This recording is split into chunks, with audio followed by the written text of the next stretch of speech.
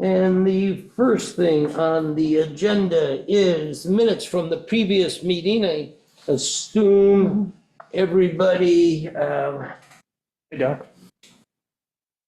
I assume everybody got them and read them, and can I have a motion to approve?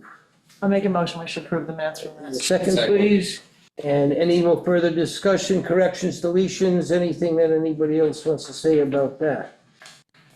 They're not being, all those in favor of accepting as written, please say aye. Aye. Okay, so minutes are approved. Second on the agenda is Bo Payne's report. Mr. Payne. Mr. Payne, great. Yep, so we're, Going back to, keep the medicine or something. we're just a little over a month into the recreational season, a month and a half if you count the antlerless work or season in September. We had 15 deer reported taken by 10 hunters through the end of October.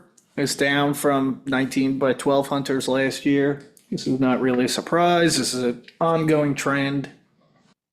And we've been watching this slide for about 3 years now. The total number of deer taken decreasing, the total number of hunters taking them decreasing, and the total number of properties taken from is decreasing. All of that is pretty consistent. I feel like we're fairly confident we're near the trough of that downhill slide, so we'll likely start to see that tick back up in the coming, maybe in this season, but almost certainly for next season. 7 of those deer, the 15 that were taken, came from 3 town managed properties, so little less property utilization, as I just mentioned. We are running the raffle program, but nobody met the threshold for entering the raffle for either of the first 2 periods yet. Cold storage, the unit is up and running by the skin of my teeth. We got it running, I think, on like September 29th. It was up and running. So, but we, knock on wood, we seem to have finally located the final issue, and we haven't had any problems with it now in an entire month. So, 7 deer were stored in October, down from 13 last year. All 7 of those were for personal use. So for the first time ever in October, we had no meat donated, no meat to donate. That was compared to about 300 pounds donated in October of last year. So that is about to change. We had a bunch of deer taken in the past couple of days. The first week, 10 days, 15 days of November are always exceptionally productive, the most productive period in the recreational season, recreational archery season anyway. So we will have some meat to donate towards the end of this week into next week, which will be good. People, surprisingly, only 2 or 3 people have asked about it. Yeah, usually I get nasty grams in like August. You know, like, why isn't there any meat? We don't shoot deer yet. So anyway, Who's our butchers this year? we're using the same primary guy, right? It is Dan Ritzler is our primary butcher. He does a really nice job for us, and he's usually able to keep up with pretty much everything that we get him. I have a couple of people that I sort of phone a friend if we get overloaded, and then our Nuco's cut for us in the dead of winter, Right. as well, in addition to Dan. So. And the cold storage, was that a maintenance issue? Is that, Yeah, ongoing mechanical maintenance, chasing things in circles, replaced electronics, then mechanical controls, then there was a leak that developed, then. So finally, I think we've got to the point where we've essentially replaced everything. So there's not really anything else that can go wrong. really hope that's the case because it's 70 degrees outside. Charge on that? The guy doesn't charge us very often. We've got a few bills periodically for token amounts of money, but despite my encouraging him to bill us, he usually does not, unless there's some significant components, parts that need. very nice of him. Yes, Thank yeah, you for us, Yeah, please, so- on the committee. yeah, he's, Hunters. he supports it, so he likes doing it, so. All right, and then we did our fall tick sampling, as we have been doing since 2012, 2013, however long. If you look all the way on the right-hand side there, we have a slight uptick.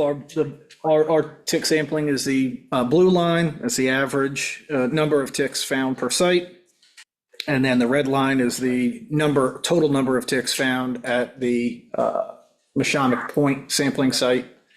You can see Mashonack's, the point increased a bit over last year, and we had just a slight uptick of our own.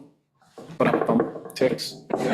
Little dad humor there. Nothing, come on. Still entomological. Yeah, right. Need some work, but- Nothing, no surprises anywhere, for me at least, probably. Not for pretty much anybody else either. This is only black-legged adults that we're looking at. That was all that I actually collected. I don't know, did you guys find much in the way of anything else? Well, I pulled apart one deer by myself and I don't see well enough to, do it all by braille these days. Right. So I wasn't looking for ticks, but we're gonna probably butcher two today or tomorrow. Right. And two the next day. And I'll take a look at it, okay? So I can't tell you. Right. It's been warm and hot and, I don't know if that's driven down, the tick numbers or not, okay? Pretty arid, been pretty dry. It's been pretty dry, so, I would think that, it's seasonal, environmental, not big pictures. Obviously, we're not doing much to, deer numbers are up and we don't have any four posters, so we're not doing a lot to keep those numbers down. So I think if it's down, and I will say the last couple of years, I have noticed a lot of more ticks on than before, okay? But this year I really, as I said, I did it all by braille. So, Yeah, I didn't have as many ticks I only had 2, and I didn't have as many ticks as I see in the winter. Like, I'm always remarking to you, like, wow, like, chicken pox deer is like a lot of ticks. I didn't Right. see as many either, so. Right.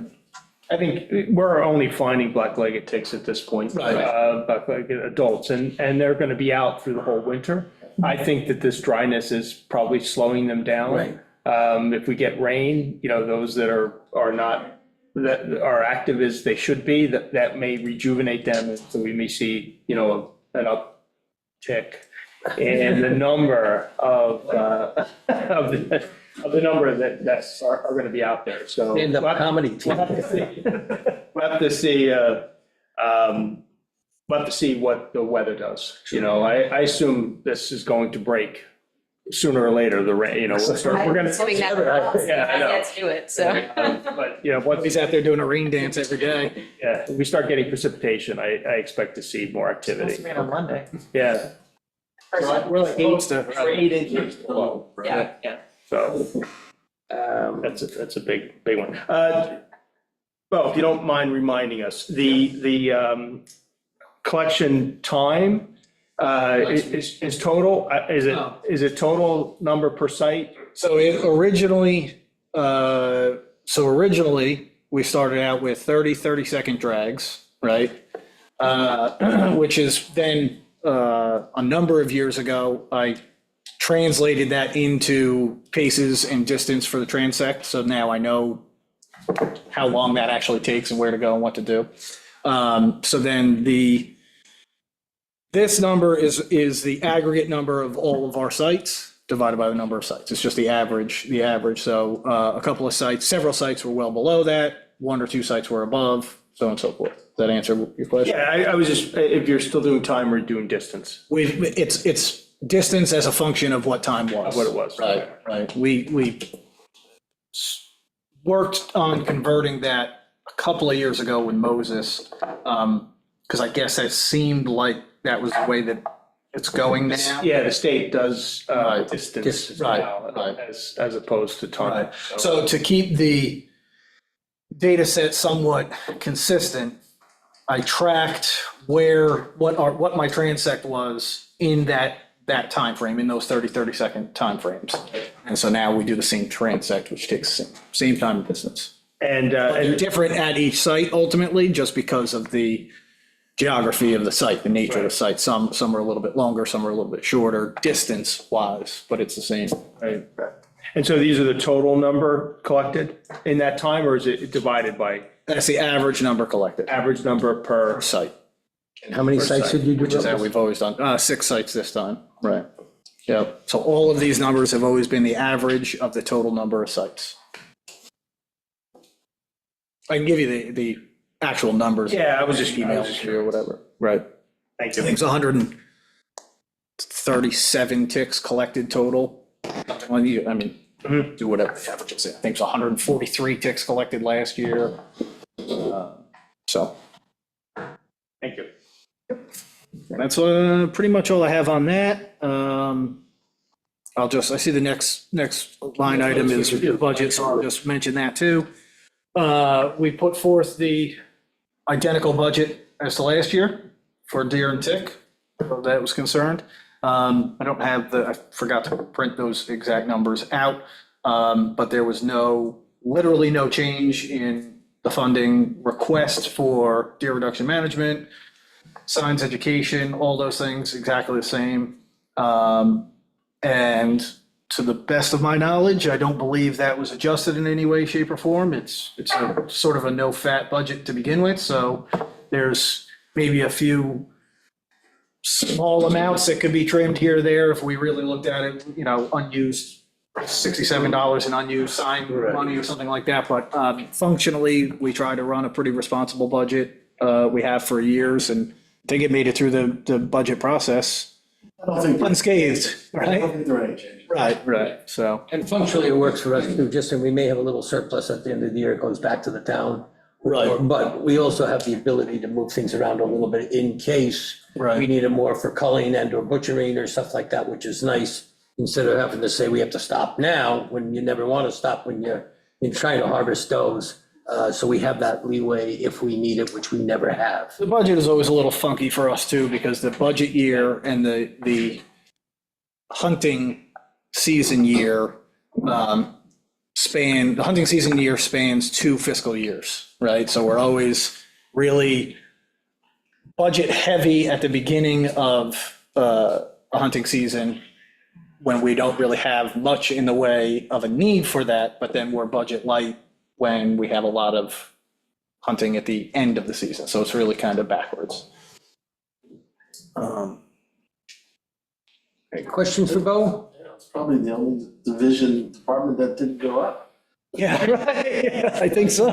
Right. That's true. Frequently, I'll bring that budget to this committee before, but we didn't have a meeting that was gonna work well, and, Bo and I had talked about it, and we weren't gonna change anything significantly, and Right, we had that they mentioned it weren't last gonna meeting. cut it, figured that's probably a good place to start. Yeah. And that we've been able to at least have, not run at a deficit ever. So I let it go without bringing it to you, but if you had any complaints, take it up with Bo. Okay, any questions for Bo? Educational report, Julie.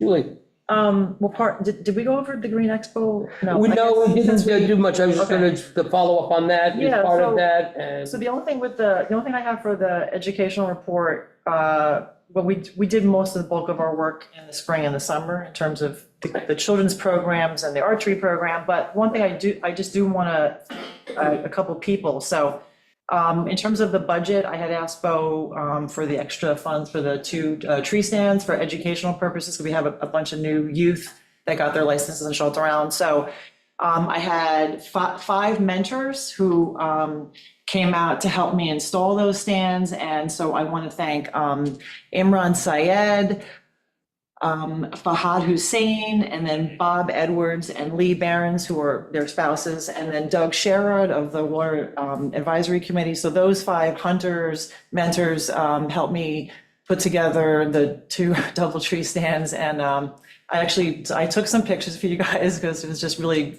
a lot of fun. So I'll show you those. And I guess the one thing I wanted to highlight is that these hunters, except for Doug Sherrod, who is a resident, don't live in Shelter Island. They all hunt here, but they were kind enough to take time out. And there's Fahad carrying in the equipment, and Lee and Bob, and there's Doug in my garage helping us put together the pieces. So, and we kind of made it like a fun day to do it together. There's Lee. And on Saturday, I'm taking one of the first kids out. So I'm really excited about it. Yeah. And the kids are excited. They, helped to be a part of it. So.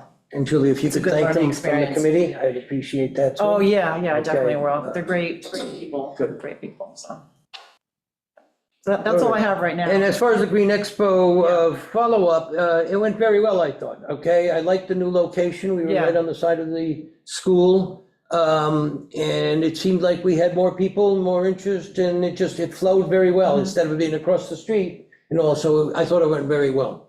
Not a lot of complaints, maybe no complaints, a bunch of thank yous for what we do. Yeah.